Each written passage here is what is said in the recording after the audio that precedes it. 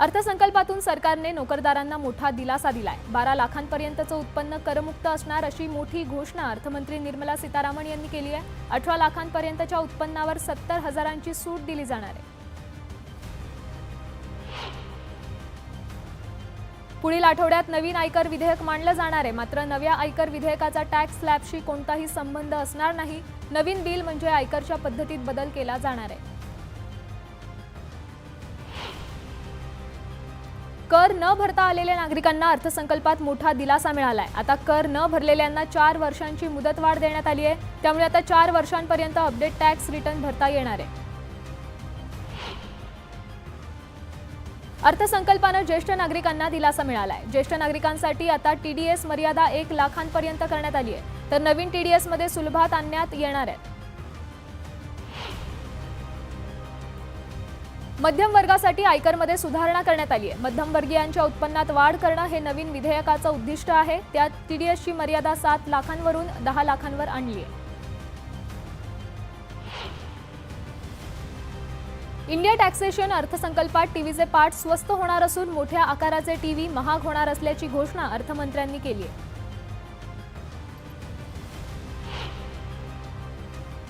Mobile phone स्वस्त होणार असून एलईडी एलसीडी वरील सीमा शुल्कात घट करणार असल्याची घोषणा अर्थसंकल्पातून करण्यात आली आहे। मोबाईल फोनच्या बॅटरी स्वस्त होणार अशी ही घोषणा करण्यात आली आहे।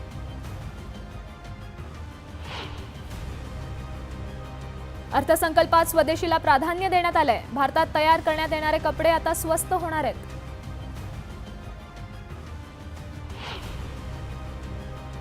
बऱ्याच वर्षांपासून प्रलंबित असलेल्या घरांचं स्वप्न आता पूर्ण होणार आहे। 2025 मध्ये आणखी 40,000 नागरिकांचं गृहस्वप्न पूर्ण होणार आहे, तर 50,000 स्वस्त घरं तयार करणार अशी तरतूद अर्थसंकल्पात करण्यात आली आहे।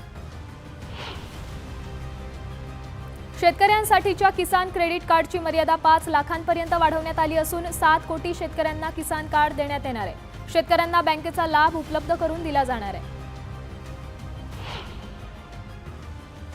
अर्थसंकल्पात कृषी क्षेत्रासाठी पंतप्रधान धनधान्य योजना जाहीर करण्यात आली आहे। योजनेअंतर्गत 100 जिल्ह्यांवर विशेष लक्ष ठेवण्यात येणार असून 1.7 कोटी शेतकऱ्यांना योजनेचा फायदा होणार आहे।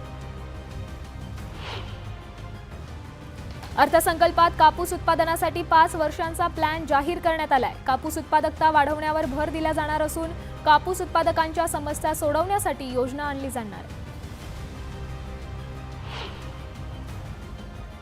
डाळींमध्ये आत्मनिर्भरता वाढवण्यासाठी 6 वर्षांची योजना जाहीर करण्यात आली आहे। फळं भाजी उत्पादकांसाठी विशेष योजनेची घोषणा करण्यात आली असून आत्मनिर्भरतेकडे कृषी क्षेत्र नेण्यासाठी पावलं उचलली असल्याचं अर्थसंकल्पात सांगण्यात आलंय। देशात 3 नवीन युरिया प्लॅंट उभारण्यात येणार आहेत। युरिया निर्मितीत आत्मनिर्भरता आणण्यासाठी नवीन प्लॅंट उभारण्यात येणार असल्याची माहिती अर्थमंत्री निर्मला सीतारामन यांनी दिली आहे।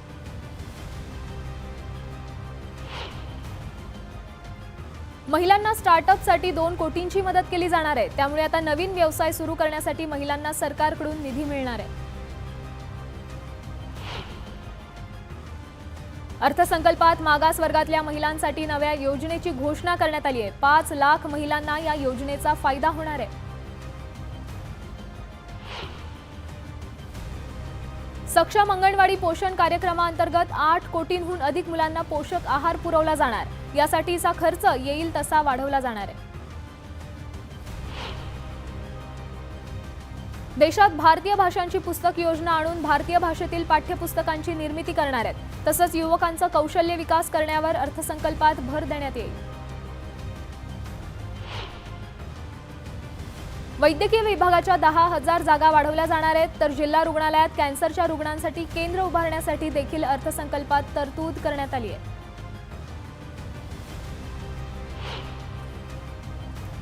कर्करोग आणि इतर गंभीर आजारांवर उपचारांसाठी वापरल्या जाणाऱ्या एकूण 36 जीवनावश्यक औषधांना मूलभूत कस्टम ड्युटीमधून पूर्णपणे सूट देण्यात आली आहे। याशिवाय इतर 6 जीवनावश्यक औषधांना कस्टम ड्युटीतून सूट देऊन ते 6% खाली आणण्यात येईल।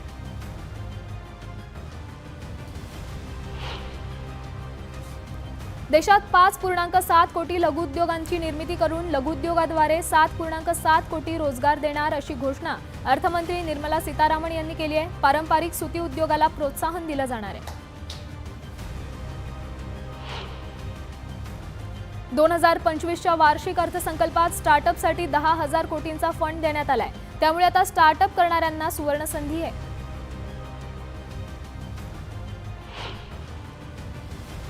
देशात 50 नवी पर्यटन स्थळं विकसित केली जाणार आहेत। पर्यटन स्थळं विकासातून नव्या रोजगाराची निर्मितीही केली जाणार आहे। तर पर्यटनाच्या जागी होम स्टेटससाठी सरकार कर्ज देखील देणार आहे।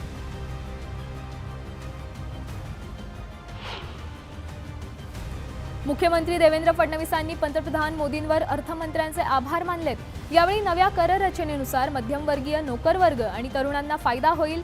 एमएसएमई क्षेत्रासह शेतकऱ्यांना फायदा होईल। त्यामुळे सर्वसामान्यांना त्यांचं स्वप्न पूर्ण करता येईल असा विश्वास फडणवीसांनी व्यक्त केलाय। लिथियम आयन बॅटरी स्वस्त केल्यामुळे देशात इलेक्ट्रिक व्हेकल्सचं प्रमाण वाढेल अशी प्रतिक्रिया केंद्रीय मंत्री नितीन गडकरींनी दिली आहे। आजच्या बजेटचंही त्यांनी कौतुक केलंय। उपमुख्यमंत्री अजित पवारांनी अर्थसंकल्पाची प्रशंसा केली आहे। केंद्रीय अर्थसंकल्पातून विकसित भारताची पायाभरणी करण्यात आली असून देशाला आर्थिक महासत्तेच्या वाटेवर नेणारा हा अर्थसंकल्प आहे असं पवार म्हणाले। लोकसभेच्या वेळी जो वचननामा दिला होता त्याची पूर्तता आजच्या बजेटमधून झाली। मोदींच्या नेतृत्वात निर्मला सीतारामन यांनी विकसित भारताचं बजेट सादर केलं। शेती, शेतकरी, कष्टकरी आणि समाजातल्या शेवटच्या घटकापर्यंत फायदेशीर असणारं हे बजेट आहे अशी प्रतिक्रिया चंद्रशेखर बावनकुळेंनी दिली।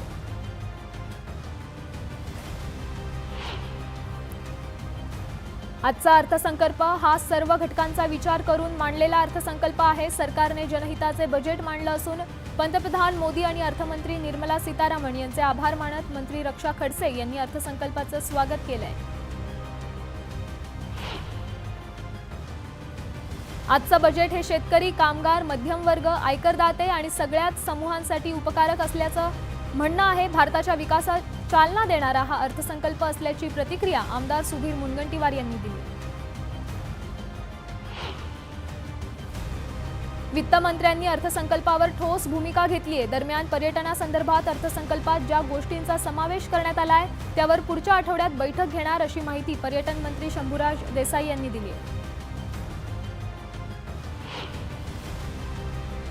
महिला, तरुण आणि शेतकऱ्यांच्या सक्षमीकरणावर भर देणारा अर्थसंकल्प आहे। महाराष्ट्र सरकारला पायाभूत सुविधांसाठी तब्बल 1.5 लाख कोटी दिले जाणार आहेत। याचा आनंद असल्याची प्रतिक्रिया मंत्री गुलाबराव पाटलांनी दिली आहे। केंद्रीय अर्थसंकल्पाचे मच्छीमार बांधवांकडून स्वागत करण्यात आलं। सरकारनं घोषित केलेल्या स्पेशल इकॉनॉमिक झोनमुळे मच्छीमारांना दिलासा मिळालाय। बजेटमध्ये 12 लाखांपर्यंत करमाफी हा निर्णय चांगला आहे, पण सरकारची तिसरी टर्म असल्यामुळे त्यांच्याकडून जास्त अपेक्षा होत्या अशी संमिश्र प्रतिक्रिया व्यापारी महासंघानं दिली आहे।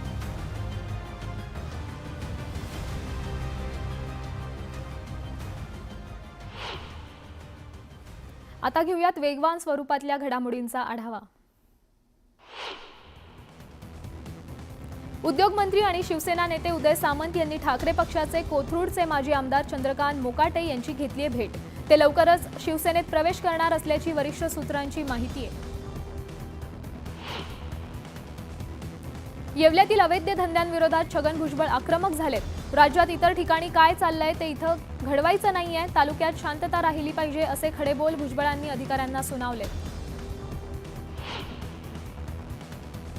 उपमुख्यमंत्री अजित पवारांनी बारामती दौऱ्यादरम्यान शेतकऱ्यांना अजित पवारांनी सज्जड दम दिलाय। शेतकऱ्यांना विहिरीसाठी दिले जाणारे अनुदानावर अधिकारी डल्ला मारत असल्याची तक्रार या निवेदनातून करण्यात आली होती। याची गंभीर दखल घेत अजित पवारांनी अधिकाऱ्यांना सज्जड दम दिलाय।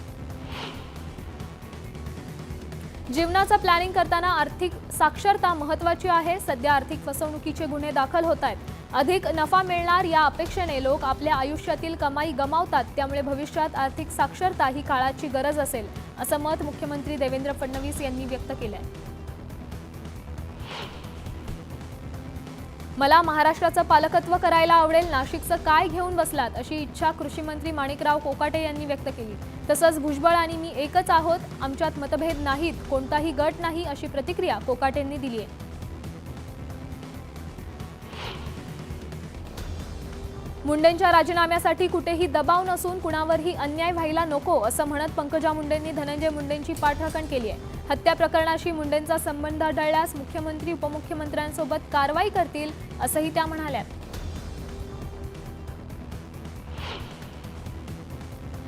महाराष्ट्राला संतांची शिकवण आहे. संत कधीही जातीत विभागले नाहीत. आता मात्र संतांची शिकवण विसरून समाजात जातीजातींमध्ये विभागण्याचं कारस्थान सुरू असल्याचं म्हणत सदाभाऊ खोत यांनी बीडच्या घटनेवरून निशाणा साधला. सांगलीच्या इस्लामपुरामध्ये ते बोलत होते.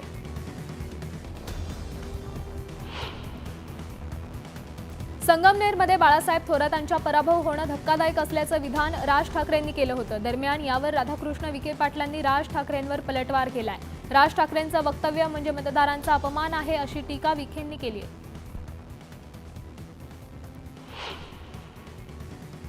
अहिल्यानगर संगमनेर तालुक्यातील तहसील कार्यालयाचे विभाजन करून आश्वी येथे उपतहसील कार्यालय सुरू करण्याचा निर्णय महसूल प्रशासनानं घेतलाय.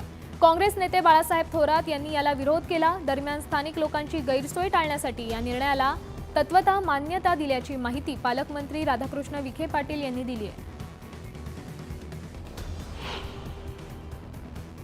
नांदेडमध्ये महायुतीतील खतखत पुन्हा समोर आली आहे. निवडणुकीत भाजपच्या लोकांनी माझ्या विरोधात पैसे वाटले असा आरोप शिवसेना आमदार बालाजी कल्याणकर यांनी केला. महायुतीत भाजपनं सहकार्य करणं आवश्यक होतं, मात्र विधानसभा निवडणुकीत तसं झालं नाही असं कल्याणकर म्हणाले. गणेश नाईक ठाण्यानंतर नवी मुंबईतही जनता दरबार घेणार आहेत. सोमवारी 3 जानेवारीपासून वाशिममधील विष्णुदास भावे नाट्यगृहात जनता दरबाराला सुरुवात होणार आहे. आपल्या खात्यासंदर्भात नागरिकांच्या समस्या गणेश नाईक या जनता दरबारामध्ये सोडवणार आहेत. अमरावतीत गृहराज्यमंत्री पंकज भोयर यांनी पोलीस कुटुंबियांशी कर्मचाऱ्यांसोबत संवाद साधला. यावेळी पोलीस कुटुंबियांनी मांडलेल्या समस्या लेखी स्वरूपात घेत त्या मार्गी लावण्याचा प्रयत्न करू असं आश्वासन पंकज भोयर यांनी दिलंय. येत्या काही महिन्यांमध्ये शिंदे गटाचं विसर्जन करण्याचं काम भाजपनं निश्चित केलंय असा दावा माजी खासदार विनायक राऊतांनी केला. त्यामुळे शिंदेंनी कितीही खटाटोप केला तरी त्यांना भविष्य नाही असं राऊत म्हणाले.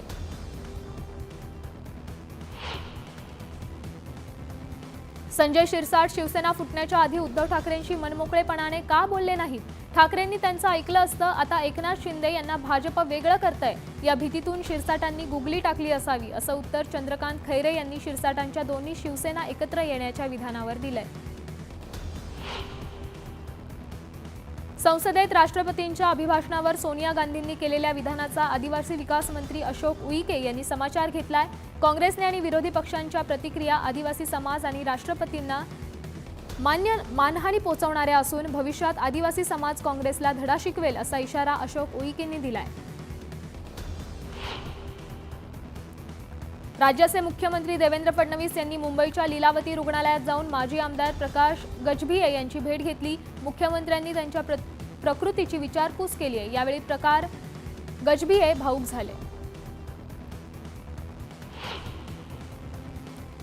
जीबीएसच्या पार्श्वभूमीवर मंत्री गुलाबराव पाटील यांनी शासकीय रुग्णालयात भेट देत रुग्णालयातील सुविधांची पाहणी केली. ज्या गावात पाणीपुरवठा योजना आहे त्या ठिकाणच्या ग्रामपंचायतींना जलशुद्धीकरणाबाबत सूचना देण्यात आल्या आहेत. मात्र एखादी व्यक्ती विविध ठिकाणी जात असते, त्या ठिकाणचे पाणी पिल्यामुळे जीबीएसचा धोका वाढत असल्याची प्रतिक्रिया गुलाबराव पाटील यांनी दिली.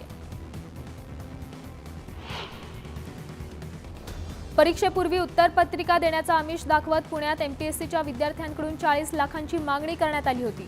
दरम्यान विद्यार्थ्यांची फसवणूक करणाऱ्या 2 आरोपींना पुण्यात अटक करण्यात आली आहे. छत्तीसगडच्या बिजापूर जिल्ह्यात सुरक्षा दल आणि माओवाद्यांमध्ये मोठी चकमक झाली. या चकमकीत सुरक्षा दलांनी 8 माओवाद्यांना कंठस्नान घातलंय. चकमकीच्या ठिकाणाहून मोठा शस्त्रसाठाही जप्त करण्यात आलाय.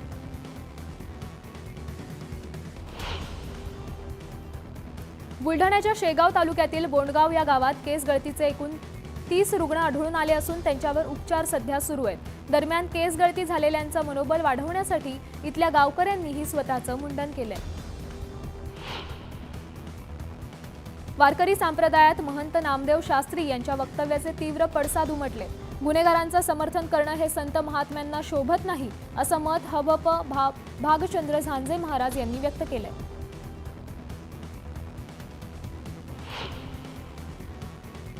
नाशिकमध्ये सर्वात मोठ्या वाईन फेस्टिवलला सुरुवात झाली आहे. सुला फेस्ट या नावाने या फेस्टिवलची ओळख आहे। तब्बल 5 वर्षांच्या प्रतीक्षेनंतर सुरू झालेल्या सुला फेस्टिवलला तरुणांनी मोठी गर्दी केली।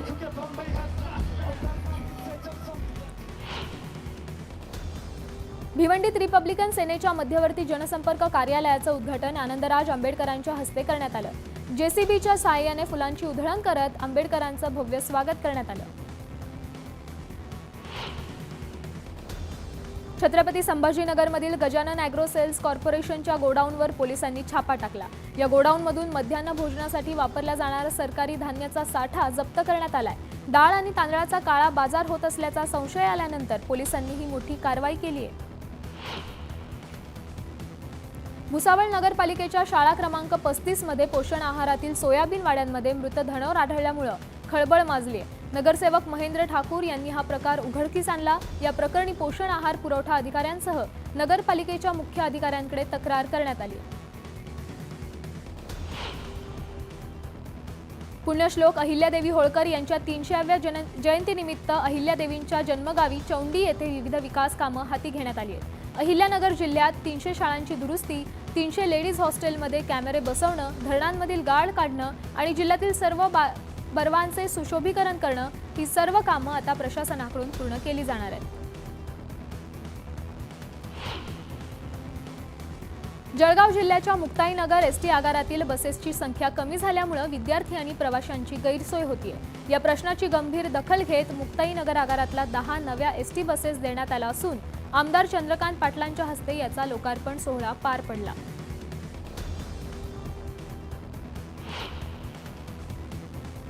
सिल्लोड शहरातील रहदारीच्या मार्गावरील डॉक्टर बाबासाहेब आंबेडकर चौकातील विद्युत खांबांवरील लाईट गेल्या अनेक दिवसांपासून बंद आहेत। त्यामुळे परिसरात अंधाराचं साम्राज्य निर्माण झालं असून अपघाताची शक्यता आहे। त्यामुळे प्रशासनानं तात्काळ यावर उपाययोजना करावी अशी मागणी रहिवाशांनी केली आहे। इंदूर हैदराबाद राष्ट्रीय महामार्गाच्या कामासाठी मुक्ताईनगर तालुक्यातील पूर्णा नदीत भराव टाकून पुलाचं काम केलं जात आहे। मात्र या कामावरून शिवसेनेचे आमदार चंद्रकांत पाटील यांनी शंका उपस्थित केली आहे। एक्झॅक्टिंग पूल असतानाही 2 पूल बांधण्याची गरज नाही, जनतेचा कराचा पैसा वाया जातोय असा आरोप पाटलांनी केला। तर विधानसभेत याबाबत आवाज उठवणार असा इशाराही त्यांनी दिलाय।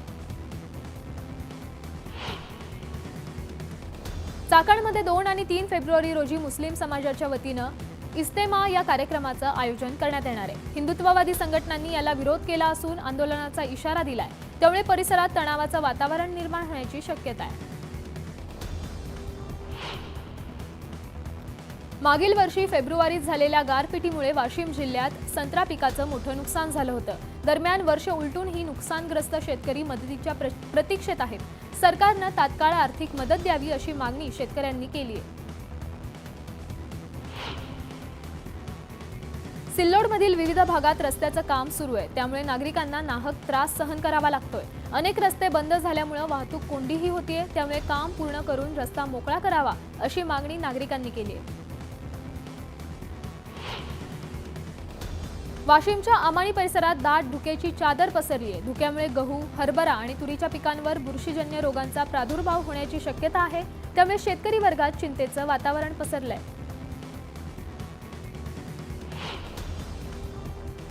गणेश जयंतीनिमित्त पुण्याच्या दगडूशेठ गणपतीच्या चरणी 1 किलोचा कमळ हार अर्पण करण्यात आलाय। या हारामध्ये 400हून अधिक उपरत्न असून या कमळ हाराची किंमत 1,05,00,000 रुपये इतकी आहे। सिंधुदुर्ग जिल्ह्यातील कणकवली पिळणकरवाडीमध्ये माघी गणेश जयंती मोठ्या उत्साहात साजरी होतीये। पिळणकरवाडीकरांनी एकत्र येत भजन म्हणत, फुगडी खेळत आनंद साजरा केलाय। सगळ्या गणेश भक्तांनी गणरायाची मनोभावे पूजा करत महाप्रसादाचा आस्वाद घेतलाय। नागपूर तुळजापूर महामार्गावर असलेल्या यवतमाळ जिल्ह्यातील कळंब येथे भगवान चिंतामणी जन्मोत्सवाला मोठ्या उत्साहात सुरुवात झाली। आजपासून 7 दिवस हा यात्रोत्सव सुरू राहणार आहे। नालासोपारा विधानसभेचे आमदार राजन नाईक यांच्या घरी माघी गणपतीचं आगमन झालं। यावेळी माझ्या घरी बाप्पाचं आगमन झालंय। बाप्पाची माझ्या कुटुंबावर प्रचंड कृपा आहे। तसंच वसई विरारकरांच्या सगळ्या समस्या सुटू दे असं साकडं राजन नाईकांनी बाप्पा चरणी घातलंय। भिवंडीच्या अंजूर गावातील ऐतिहासिक पुरातन गणेश मंदिरात माघी गणेशोत्सव साजरा करण्यात आला। यावेळी बाप्पाच्या दर्शनासाठी भक्तांनी मोठी गर्दी केली होती। ओझरमध्ये माघी गणेश जयंतीचा उत्साह पाहायला मिळाला। मंदिर परिसरात फुलांची उधळण करत गणेश जन्मोत्सव साजरा करण्यात आला। जळगावच्या महावितरण कार्यालयासमोर मीटर रीडिंग करणाऱ्या कंत्राटी कामगारांनी धरणे आंदोलन केलं। स्मार्ट मीटर योजना रद्द करण्याच्या मागणीसाठी कामगार आक्रमक झाले।